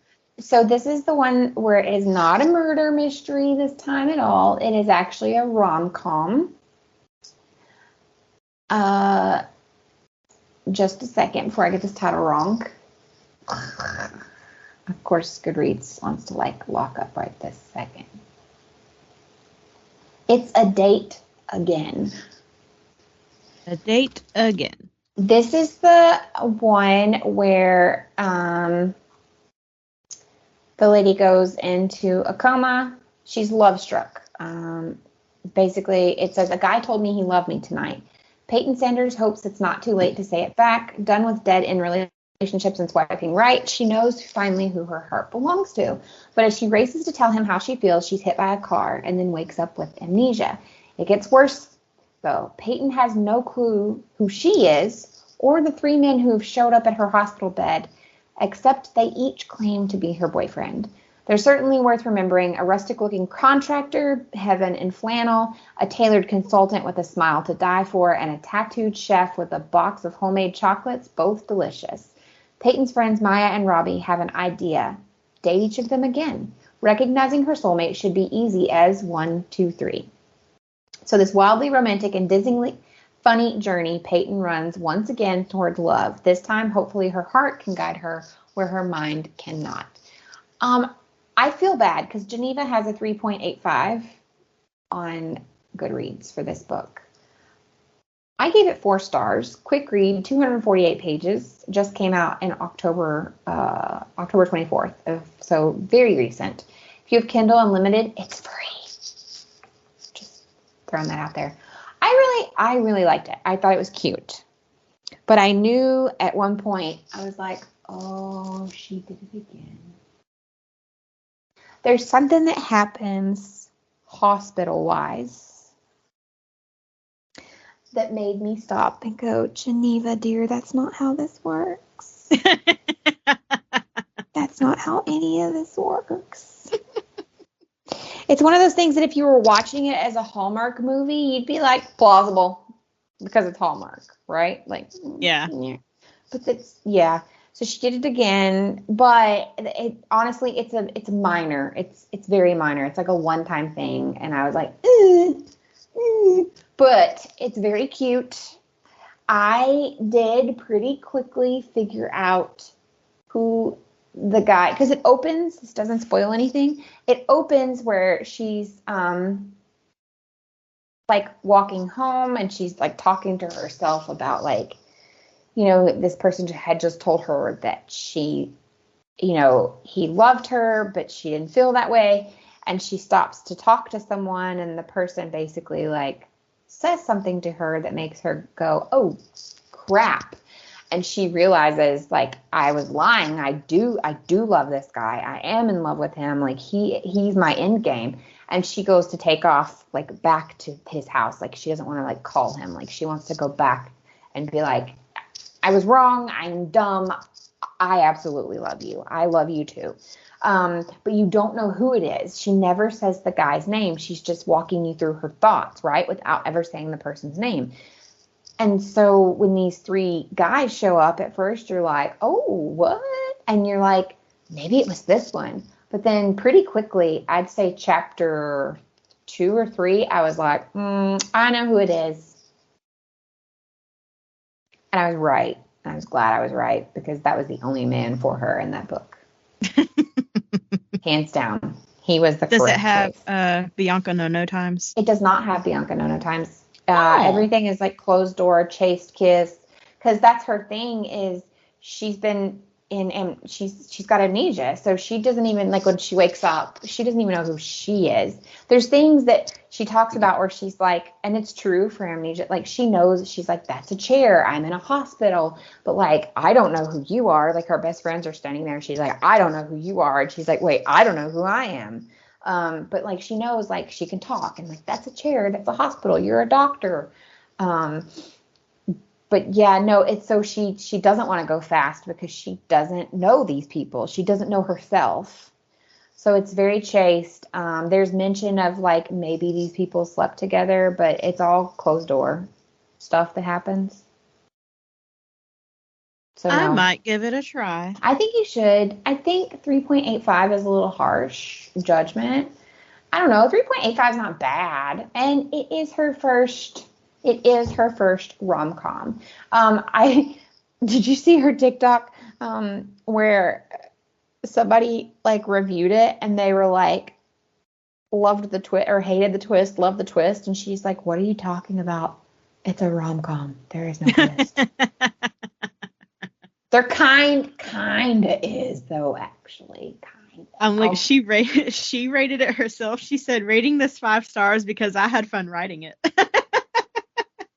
And you know what? As an author, you should. I thought it was really good. She says she got attached to some of the characters and wishes they were real. Girl, I finished this book and thought it should be a movie. That's adorable. Like, Hallmark should definitely, like, it's a great concept. I mean, it's fantastic. It gave me While You Were Sleeping vibes. Okay. I used to love that movie. I watched it so much. Geneva's now one click for me. Like, I have some gripes about her, but I think that's the thing, right? It's hard for any author to be entirely perfect, right? Yeah. But Jeneva is now my one click queen. Like, she has become, like, I consume myself with anything Jeneva. I think I have 2 more books. She has like a series that only has 2 books in it right now. I think that's all I have left to read of hers. So I recommend her. I know if you are not new here, you were here for the whole perfect marriage debacle.